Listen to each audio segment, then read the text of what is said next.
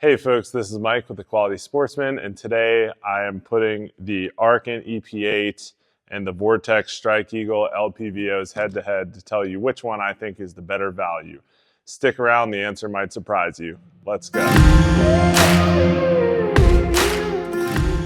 Before we get into it, please go ahead and hit that subscribe button. It helps me grow the channel and doesn't cost you anything. I hope you enjoy the content. If you do, hit the like button as well. Thanks. So a while back, one of my best videos so far was reviewing the Arken EP8 LPVO. LPVO stands for Low Power Variable Optic. They're very popular for combat applications as well as 3-gun, but also gives you the ability to zoom in and reach out a little bit with your rifle.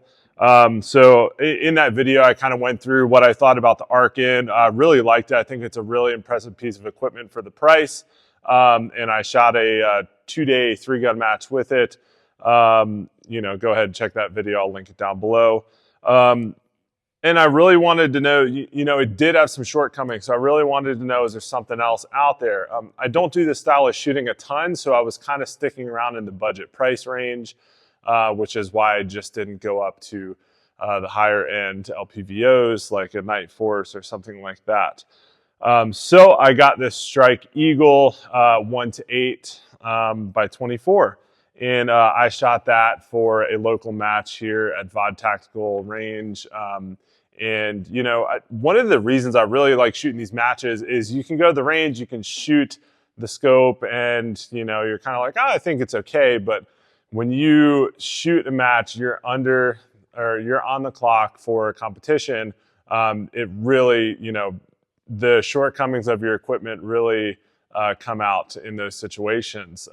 I was going to do this review before then, and I thought, you know what, let me shoot a match. That's kind of what I do. I shoot a match, and it helps me understand the equipment. Then I can come back to you and tell you which one I liked better to, help you dial in your purchase for the right scope. So what I'm going to do for this video is talk about a few different points and how I evaluated these rifle scopes to tell you which one I think I like better. So first is the price. They're both around the same price range. And I do want to tell you, I actually made a mistake, and I accidentally bought a second focal plane for the Strike Eagle 1-8 by 24. But that ended up to be okay because I got to see what it was like to shoot a carbine match. It was actually a 2-gun match. The engagements were almost, very close, point blank, all the way out to 600 yards. So it was a good mix of short and mid and long range. And I really liked running the second focal plane to see if I like a first or a second focal plane scope. If you don't know what that is, let me explain real quickly. The first focal plane scope, as you zoom in and out, the reticle gets larger and smaller. A lot of the value in that comes in long range and using your measurements etched in your reticle. They stay the same throughout the whole zoom range. If you're using a second focal plane scope, and let's say you have, 0.2 or a half mil markings on your scope, that is only, 0.2 mils at one magnification range. For this scope, it's at the max magnification range.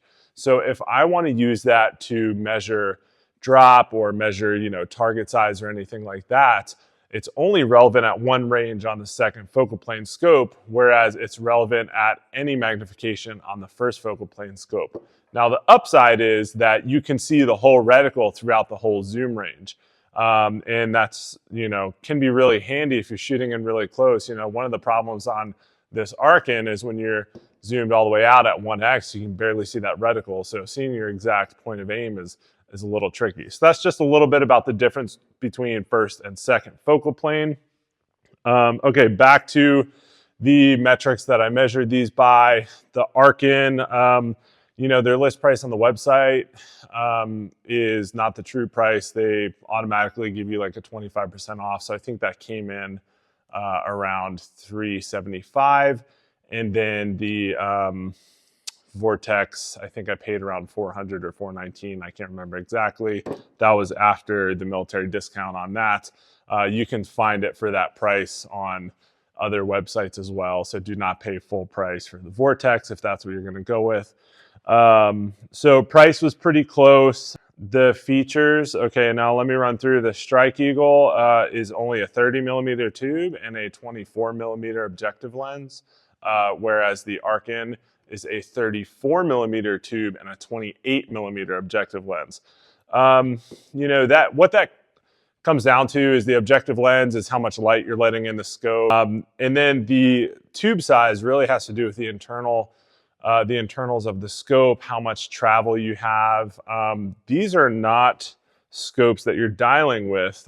They are, you know, you can pull the caps off and you'll set your zero, but you're really not going to be dialing them while you're shooting. So to me, it doesn't really matter that much. The Arken is a little bit beefier as far as, bigger, 4mm bigger on the objective lens size and on the tube size. So that's one thing to consider. Other than that, they both have a lot of similar features. They both came with a screw and throw lever, which is really nice for tactical LPVO applications. I did use that in my last match when I was shooting this. Actually, I used it for both matches. That's very handy, you know, if you are starting out with a longer range engagement, you shoot your targets and you need to come down to 1x. It just makes it a lot easier to grab it. You're not trying to grab the ring and twist it. They both came with a set of flip caps. Basic features. They're both illuminated, so you can use them unilluminated, or you can flip the battery in and turn it on, and it kind of turns a portion of the reticle red. Not really necessary. It can help in very sunny days. So feature-wise, both very similar. Both of them have a BDC reticle, and what that means is there's markings for yardages on the reticle. That stands for bullet drop compensation. And you know, it's supposed to be matched to very common 5.56 like military style ammo. They're close, but you know, for competition shooting, you're gonna, you know, I burned a few rounds trying to get on target. It wasn't exact. So that's something to consider as well. I do think that BDCs are great for combat. You know, once you get into a firefight, you're not going to be out there, you know, ranging and plug it in. Like, you just need to be close enough. You need to lay down suppressive fire. And these are close enough to get the job done. You know, you're just trying to hit a man-sized target. It's going to be fine. But for hitting smaller steel exactly during competitions where you're on the clock for only a minute and you actually have time to sit there and do the math, you know, BDC may not be the best. But anyways, both of these have a BDC. I think BDCs are fine for average shooters that are, you know, just plinking around on the weekends, things like that. They're close enough. I was able to get on target. So I think the reticles are pretty similar in functionality. The one thing that and probably the biggest drawback on the Arken is that since it is a first focal plane scope, they have this kill box reticle. You know, sounds really cool. Well, when you zoom out to 1x, you can barely stink and use that thing. It's kind of just like this little red blob. And using, you know, you have to be, if you really want to, you know, have your bullet hole go exactly where you want it to at, you know, 10 to 20 yards, like you got to be 1.52x, and that kind of makes it harder for you to acquire your target more quickly. Something to consider that's really difficult on the Arken. The more I shot, the more I thought about it. I really don't like that. And I think the reticle either needs redesign or they need to come out with a second focal plane, which is normally not something I would recommend, but for the up close, you know, two-gun carbine style applications, I really did like the second focal plane because I had my full reticle no matter how far it was. And the only time where I need to use that bullet drop compensator is when it's really far out there, and I just zoomed all the way in anyways, so that was true to the ranges in there. So something to consider, and that's kind of the first negative on the Arken. The reticle on the Vortex, like I said, is fine. It is as advertised. The BDC is there. It works fine if that's what you need it for. Okay, now let's talk about quality. So I had shot the Arken at a competition, and then before I switched over to this, I shot it for a few exercises at my local range. and I thought, okay, let me switch it over.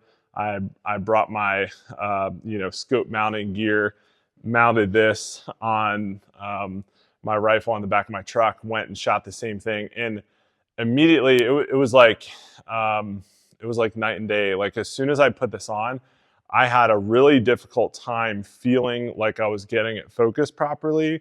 The eye box is really tight compared to the Arken, and I just never truly felt like I got it focused. So to me, it was just a night and day difference of optical quality from the Arken to the Vortex. So I immediately wanted to just rip it off and put the Arken back on, but I really did like that second focal plane reticle so much, and I kept shooting it, and I said, you know what, let me go do the competition with it to see if I can make it work, to see if I can recommend this to people. So I went ahead and stuck it out. And it ended up to be fine in the long run. I kind of forgot about the tight eye box compared to the Arken. The quality, like it ended up to be okay. I was shooting fine and I didn't feel like I was limited by the scope. So that's good news. That's good news for this scope. But in a side-by-side comparison, the Arken felt so much better. And if I had to pick one solely based on what I thought was like optical quality and user experience, 100% I would go with the Arken. So with that in mind, one could say, well, Mike, it seems clear that you're recommending the Arken. Well, not exactly, because like I said, I was shooting 2 different matches, and these are the types of matches that I like to shoot, where it's not just all close range or all long range. It's stretching you between near and far range. And the Arken is really hard to use. Like if you're just hitting a full-size steel at 10 or 20 yards, it's fine. The reticle is fine. But if you are shooting a match, like I originally shot for my original Arken video, it was called a hit factor match, where you have to, I have one of these targets over here. So hopefully this focuses on the video. Actually, let me show the white side. You can see this is the A zone, and here's another A zone right here. You have to get those hits, and a lot of the closer targets, they might have something else covering it here, or even just here. So you have to get a hit in the A zone. And a lot of the, a lot of the closer up targets, they're trying to make the target a lot smaller, so you have to hit it. You have to understand your height over board. There's a lot of things that go into hitting a very getting a very precise shot at close range. That reticle on the Arken made it really difficult to do that. I felt like I was almost getting some target panic. Like my brain could never really tell exactly where I was aimed, and then I would just squeeze the trigger. After I squeezed the trigger, I would realize, I did not have an optimal sight picture. So it almost broke my brain as far as like normal target acquisition, my brain saying, okay, you got the sight picture you want, engage, and that made it really difficult.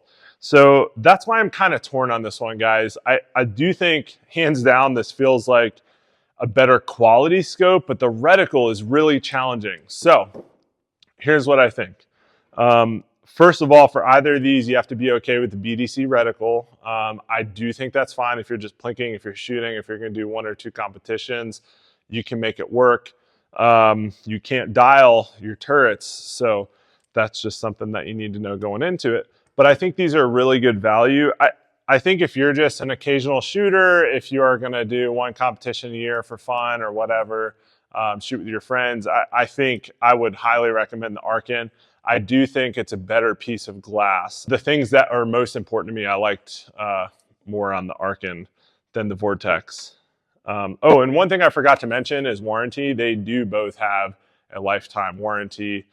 But if you really need that reticle up close, the Arken is going to be a challenge for you. So I'm hoping they come out with a second focal plane, or they redesign a reticle. But that's kind of the main reason why this isn't the 100% clear winner. There are some drawbacks. While I do think this is better quality, there may be applications where this isn't going to work for you. So if you're just looking for a budget, affordable LPVO, I do think the Arken is great. It's an awesome scope. But if you're going to need something that's going to work at different ranges, you might want to consider the Strike Eagle with the second focal plane. Unfortunately, I don't have experience with the first focal plane. And guys, to be honest, I really don't want to buy one because I don't want to be stuck with another, medium price LPVO that I don't love, because I was kind of disappointed on the quality on this one. So it worked, I made it work, I got used to it, but like I said, it was apparent that the Arken was better quality from how clear the glass was, all the different features on it. It just felt like a much more durable build.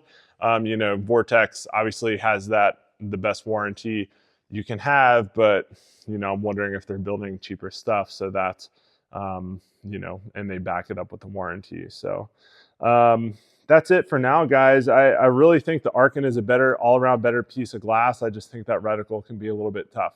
So if that's not going to be a problem for you, go ahead and get the Arken. I do think it's an awesome piece of equipment. For me, I'm kind of over the BDC reticles at this point.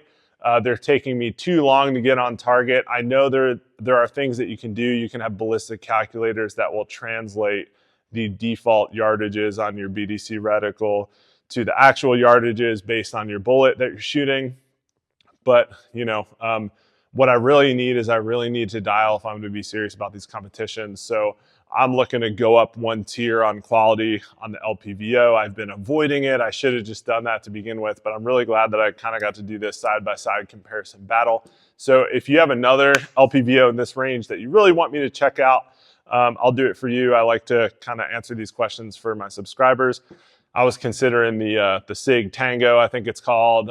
If there's another one that's in this price range that you want me to put head to head, let me know. I'm always down to do it. Otherwise, I'm probably going to look up and see how this compares to, some of the higher quality ones.